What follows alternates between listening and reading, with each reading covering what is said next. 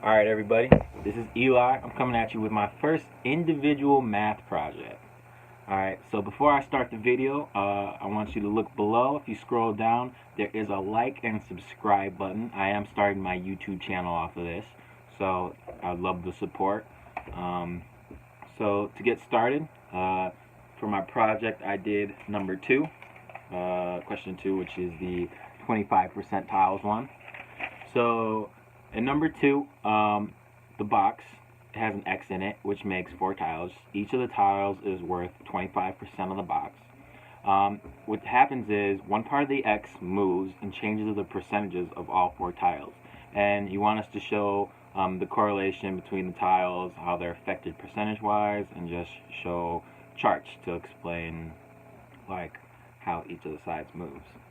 So if all the sides are 25%, when you move the slide, you're adding a percentage to one side and subtracting it from the other side because the midline correlates with the percentages. Where the graph gets tricky is both sides are not going down at the same rate. You're taking one point and moving it down while the other stays in place, meaning though even at the end there will be 2 sides that are 50%, the other 2 sides would be 0. So through the transition of moving the line, all the segments have different percentages until the end.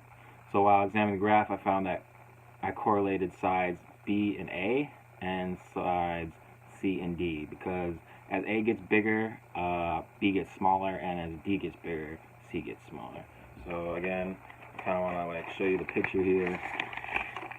This is the picture, and then we're going to move the line down, and then at the end it'll be 50%. So while finding an equation, I took sides D and A and look at them as if they were inside a protractor. This way I could take the angles created by moving a line and kind of correlate it with the triangles inside of it. I used a protractor and looked at the figure as 180 degrees. So like right here, I took this and I took the angle and kind of looked at it as 180 degrees. When measuring the angle by C, I estimated the area to be about 5 degrees, and I just changed that to a percent, and then D was 45%. I did the same for the other side, so B and A, and I found that B was 15% and that A was 40%. And these answers are coming from this one right here, percentage-wise. So to express my equation, I took 50, and since it's the end of, so once you get this, both sides 50%, so I took 50. And I divided by 180 to see how the percent would go up per degree. So every degree that the angle changes, the percent of the area goes up 0.2778%, which I rounded to 0.27%. So to create an equation for this, I did y equals x times 0.27%, where x is the angle and y is the area of inside the triangle. So basically, if you wanted to figure out one of the segments, you just measure the angle with a protractor, times it by 0.7%, and that would be the percentage of what it is in the box. I created also a spreadsheet to show you what happens to each. So what happens to each angle as the other gets bigger. One second. So these two increasing ones right here, these are the 50s at the end. So as they go up, the other two go down.